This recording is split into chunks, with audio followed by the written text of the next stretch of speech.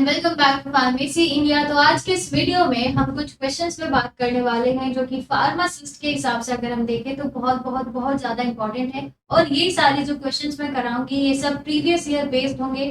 तो आज का जो सब्जेक्ट है वो है ह्यूमन एनाटॉमी एंड फिजियोलॉजी। चलिए करते हैं स्टार्ट हमारे पहले क्वेश्चन के साथ। और सवाल है, which hormone is responsible for the fight और फ्लाइट रिस्पॉन्स। क्या होता है फाइट और फ्लाइट रिस्पॉन्स? देखिए, जब कुछ भी स्ट्रेस वाली चीजें आपके सामने आती हैं, कुछ भी प्रॉब्लम वाली चीजें आपके सामने आती है, तो आपका दिमाग दो ऑप्शन रखता है। पहला, आप उससे लड़े, दूसरा आप उस वहां से भाग जाए। यही चीज होती है फाइट और flight responses. Thyroxine and melatonin, insulin and glucagon, epinephrine and norepinephrine, या फिर एस्ट्रोजन या फिर प्रोजेस्टेरॉन। ठीक है, थायरोक्सिन और मेलाटोनिन का काम यहाँ से रिलेटेड बिल्कुल भी नहीं। इंसुलिन और ग्लूकागॉन आपके बॉडी के अंदर ग्लूकोज लेवल को मेंटेन करते हैं। ठीक है, ग्लूकोज लेवल को मेंटेन करते हैं। एपिनेफ्रिन एंड नॉरएपिनेफ्रिन, अगर आप जानते हैं, these are also known as emergency hormone. Emergency कब होती है? जब कोई प्रॉब्लम आती है। और यही चीज होती है आपकी स्ट्रेस हार्मोन जिनको कहा जाता है, इमरजेंसी हार्मोन जिनको कहा जाता है, ये रिलीज होते हैं from the adrenal gland. Adrenal gland, ठीक है, तो ये होगा आपका correct option. Next, which hormone is not secreted by hypothalamus. Hypothalamus से सबसे ज्यादा अमाउंट में सिक्रेट होते हैं। जितने भी आपके हार्मोन्स हैं सबसे ज्यादा वहीं से सिक्रेट होते हैं। लेकिन ऐसा कौन है जो वहां से सिक्रेट नहीं होगा? PRH, prolactin releasing hormone. FSH, FSH होता है फॉलिकल स्टिमुलेटिंग हार्मोन। ठीक है, CRH is corticotropin releasing hormone and TRH is your thyroid releasing hormone. सही ऑप्शन होगा आपका FSH, फॉलिकल स्टिमुलेटिंग हार्मोन। जो सीक्रेट होता है वो पिट्यूटरी ग्लैंड से सीक्रेट होता है। ठीक है, it is secreted from pituitary gland. और वहां भी जो सामने वाला होता है यानी एडिनोहाइपोफाइसिस होता है वहां से। एडिनोहाइपोफाइसिस से सिक्रेट होता है। जो एडिनोहाइपोफाइसिस यानी जो एंटीरियर पिट्यूटरी ग्लैंड होता है वहां से सिक्रेट होगा आपका FSH यानी फॉलिकल स्टिमुलेटिंग हार्मोन।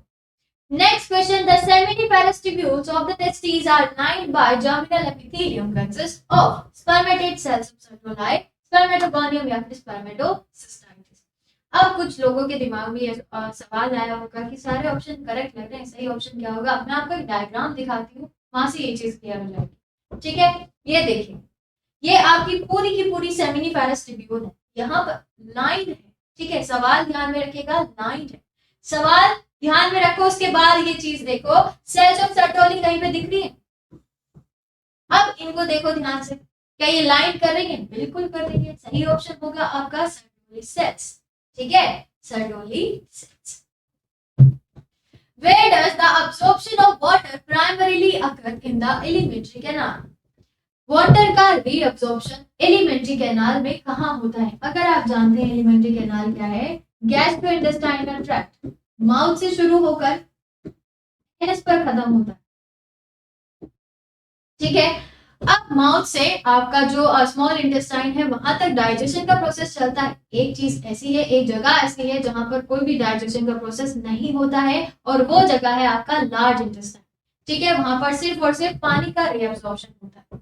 चलिए, ये रहा आपके सामने पूरे का पूरा स्ट्रक्चर। ये वाला जो पार्ट है लार्ज इंटेस्टाइन,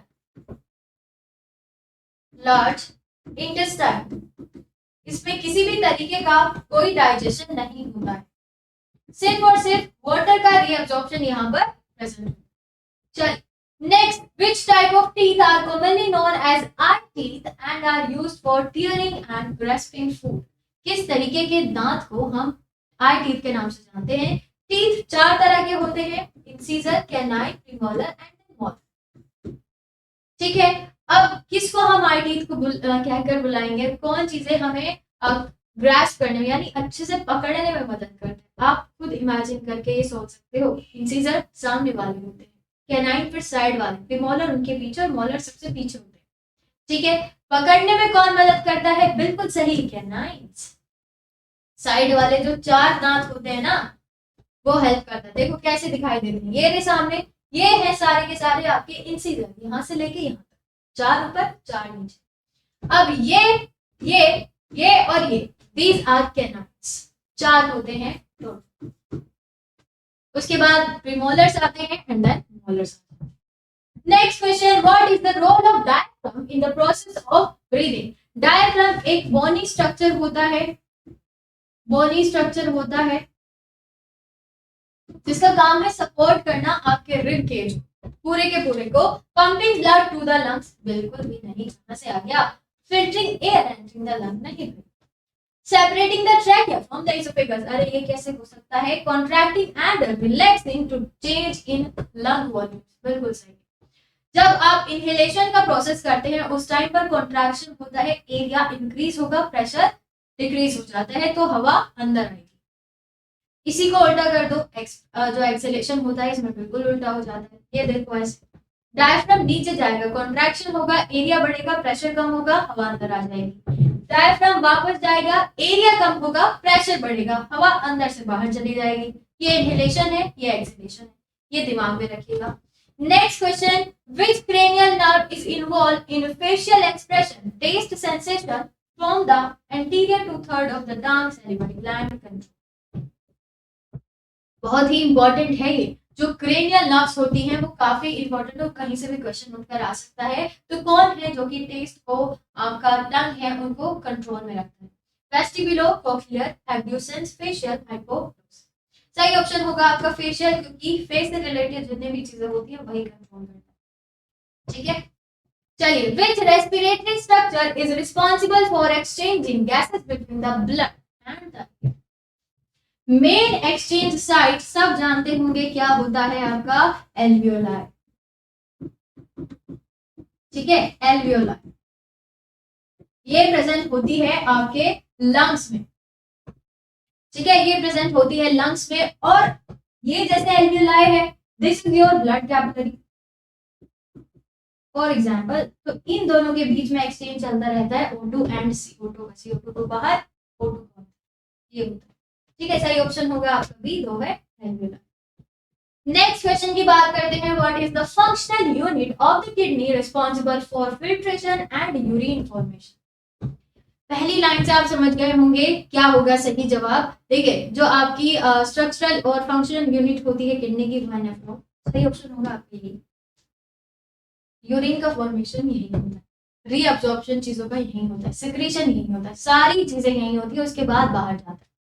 ठीक है, सही ऑप्शन होगा आपका ए। चलिए, इस तरीके का दिखाई देता है। सबसे पहले यहाँ पर होता है आपका प्रॉक्सिमल कॉन्वोल्यूटेड ट्यूब्यूल, जो ये कटोरी जैसी दिख रही है, ये है आपकी बॉमन्स कैप्सूल। ठीक है, जिसके अंदर भरा हुआ होता है ग्लोमेरुलस, जो कि बहुत ज्यादा कॉम्प्लेक्स स्ट्रक्चर होता है ब्लड वेसल्स। उसके बाद आगे आप चलोगे तो ये आ जाता है लूप ऑफ हेनले। ये लूप लाइक स्ट्रक्चर है, this is loop of Henle, ascending and descending.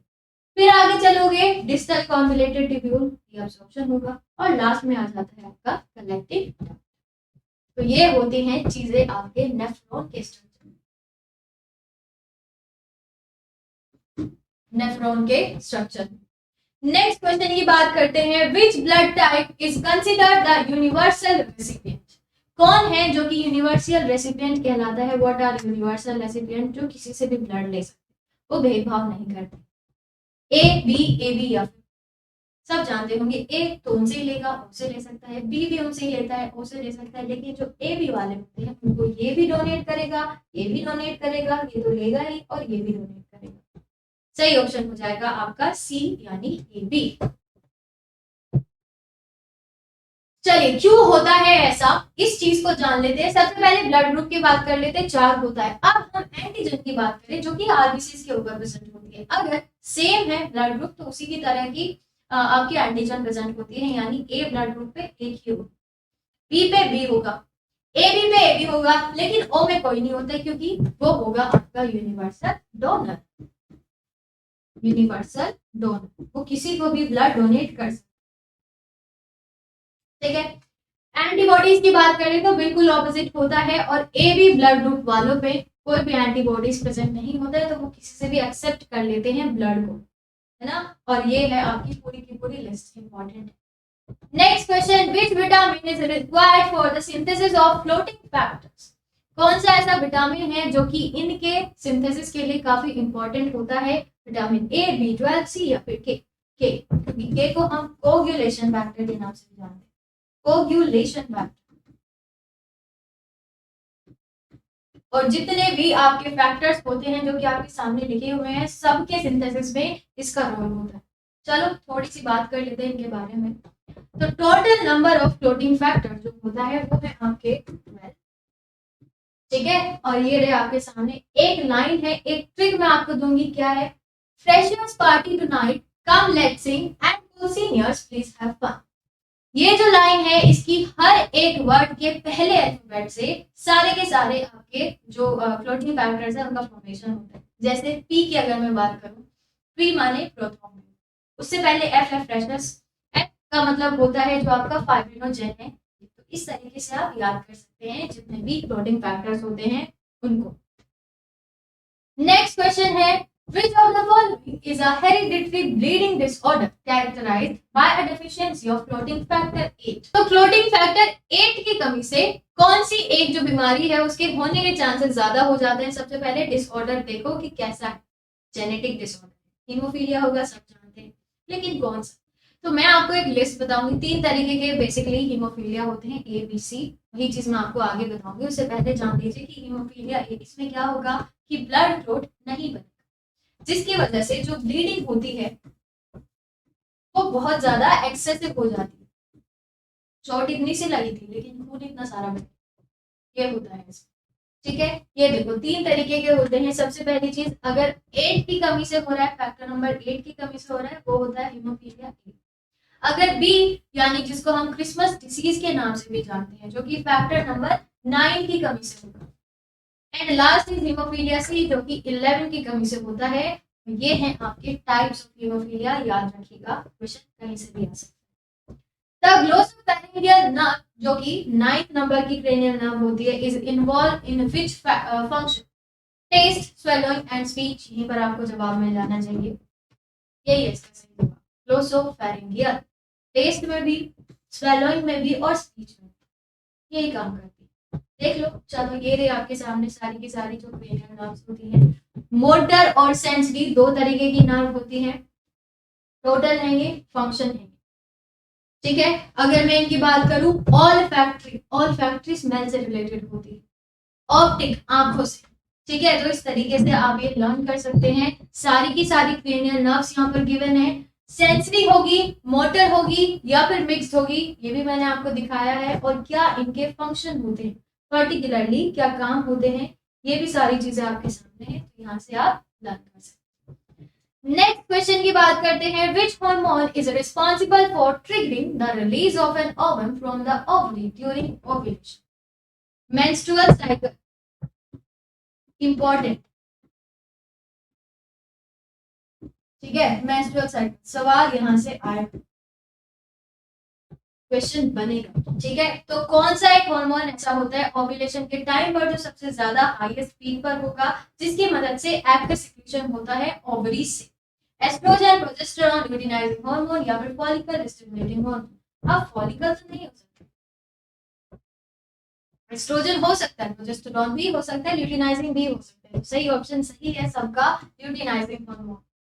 दिमाग में आपने सोच लिया होगा कि ल्यूटिनाइजिंग हार्मोन करेक्ट ऑप्शन है, बिल्कुल सही बात है। अब इसकी थोड़ी सी बात कर लेते हैं।